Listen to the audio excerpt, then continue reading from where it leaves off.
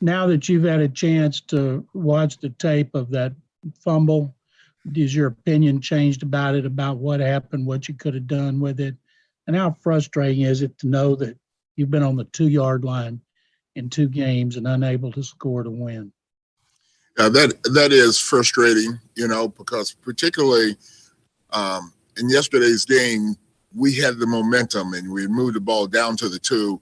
And I just knew that we were going to score and that we were going to win the game, and then boom, that mishap occurs and we can't get on the ball and they do. And you lose the game. That's a tough way to lose the game. Any game that you lose is tough, but particularly when you think you're going to win and lose it, it is tough.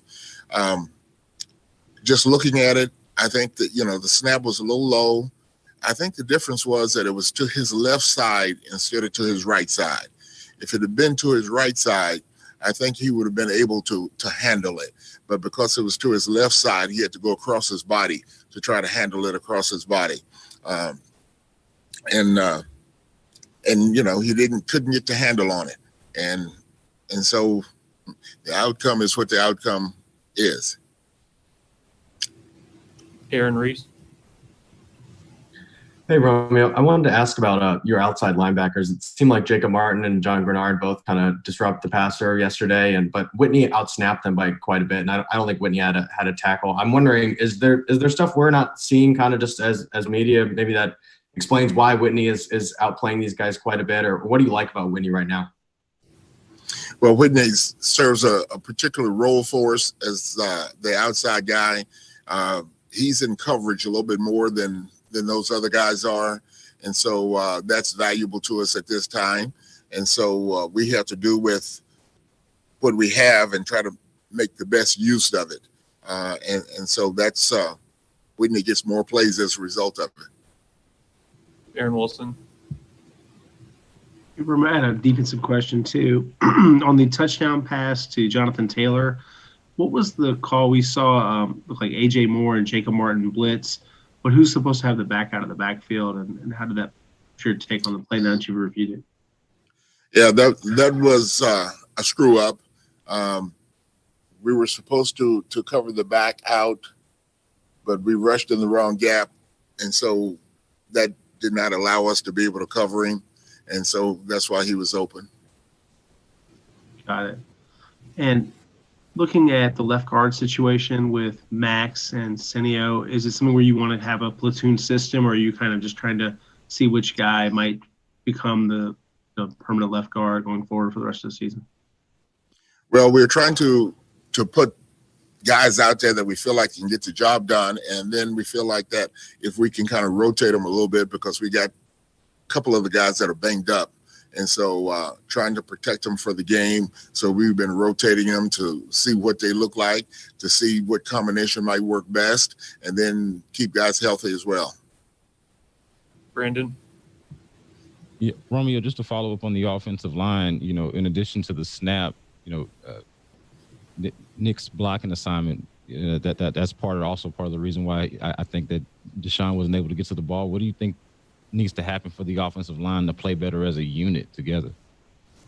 Well, I think that on that particular play, Nick, the guy was offset, and he had to get to his right to try to block the guy.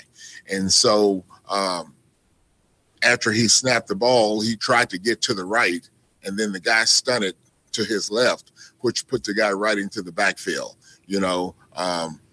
and if the snap is better and we handle the ball, then he would be able to get his job done that he was supposed to do on that particular play.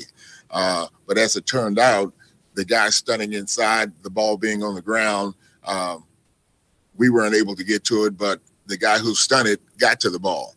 And so I think overall, we just have to continue to work and try to be as perfect as we can. As you look at the game, I think there were like 68 offensive plays, and then on that one particular play, that was a bad one for us. Like I tell the guys all the time, it's not all perfect. We want it to be perfect, but it's not all perfect. And what you try to do is you try to get to the point where you can be perfect in the situations where you need to be perfect the most. And that was one that we needed to be perfect, on that particular play. Sarah. Romeo, do you expect Isaiah Coulter to play at all in the next 4 games? Repeat the question. Do you expect Isaiah Coulter to see the field at all in the next 4 games? I'm not sure. It'll depend on how things go in practice. I liked Isaiah. He's a young talent. He's got talent. He's still learning the system. And those other 2 guys who came in, particularly Chad, who came in, Chad has been in the system for a little bit, and he's more familiar with it, and he produced while he was in the game. So whether we see Isaiah or not, I cannot tell you at this point. So the idea with having Kiki and Chad over Isaiah was just that they've been in the system longer and they know more of the offense. And they produced when they got out there. Christy.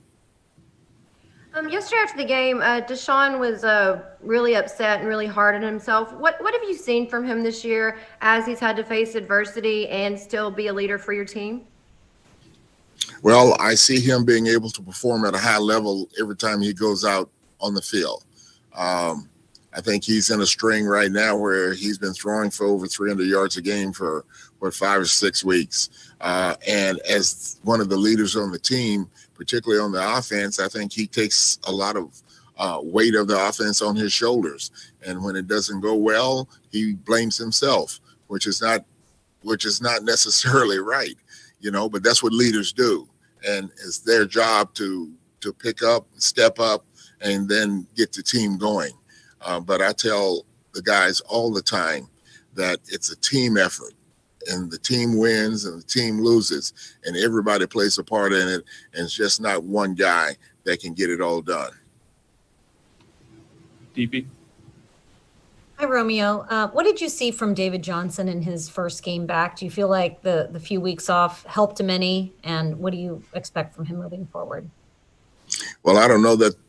Maybe from the aspect that his legs were fresher because he had the time off and wasn't out there. But the reason that he wasn't out there, I'm not crazy about that. But he did come back, and he's good enough to go in and play. He had a couple of nice runs in the course of the game, and I think that next week he'll probably have more than he had this week. But I think he's still a good football player for us. John. Romeo, in the last 3 games, y'all are giving up 101 yards rushing, which is about 54 fewer than your average. What is the reason you've been playing better run defense, and what were you not doing? Or what are you doing that you weren't doing earlier? John, I think, we've talked about this quite a few weeks about the run defense and my look and see what I think. I think that our guys are doing a better job of understanding where they need to fit in the run scheme, how they need to play. And then I think that they're doing a much better job of fitting their gap and winning their gap before they try to help out. Early on, some of them were trying to help out first before they won their gap. Now I think that they understand how they need to play to help the run defense be the best they can be. And I think that we see that particularly in the second half of this game. All right. And then the week before also, when we had to make stops and we were able to get stops in the running game, to get off the field. And so like that 4th and 1 play, well, they were down in great field position, and they felt like that they would be able to punch that in without any problem. But our guys stepped up, did their jobs, linebackers filled the gaps, and then we got off the field and gave the ball back to the offense. So if we continue to do that, then our run defense will continue to improve. And I think that the guys are beginning to see that, and going down the stretch, I expect to see it more on a regular basis. Aaron Reese. Hey, Romeo, you mentioned a second ago to DP that David might get more running opportunities in the next game. Him and Duke played about even number of snaps. Typically, it hadn't been that close previous in other games in the season when you've had both of them. Was the workload for David somewhat a matter of it just being his first game back, or was it kind of game plan oriented? Well, I think that, he's missed some time. And then when you talk about workload that you put on players, we felt like that maybe it would be a good idea to rotate them a little bit more this game, particularly when you're talking about guys who are coming off concussions. On a concussion, they tell you that more time a guy has, the quicker he can recover. And so he took the time to be ready to go. And so we felt like that we should divide it up a little bit more. Aaron Wilson. Romeo, the league is tried to improve the Rooney Rule and has a lot of initiatives to try to have better hiring practices. What are your thoughts on kind of what the league is doing and what the Fritz Pollard Alliance has been trying to do to improve diversity in coaching and front office positions? Well, I'm all for what's happening and guys having opportunities, getting guys opportunities, legitimate opportunities, to be considered for jobs. And I think that the more opportunities a guy gets, whether it's interviews, mostly you're talking about interviews, if they're legitimate interviews, I think the candidate can learn from the interview. Then I think that the team that's doing the interview can learn from the candidate, all right, to see whether they want him, to see whether his philosophy is what they're looking for. And then even though it may not be what they're looking for, they, through word of mouth, will be able to talk to another owner and say, hey, look, I interviewed Romeo Crennel, and I think that he'll do a good job at some point. He just wasn't a fit for us. And so now then I think that helps all of these candidates. But the thing that counts the most, I believe, is that the interview is a sincere interview, and they're really considering the guy that they bring in to interview. Yeah. What did you think of Charles Menahue's game, how he played on Sunday? I think Charles made some plays.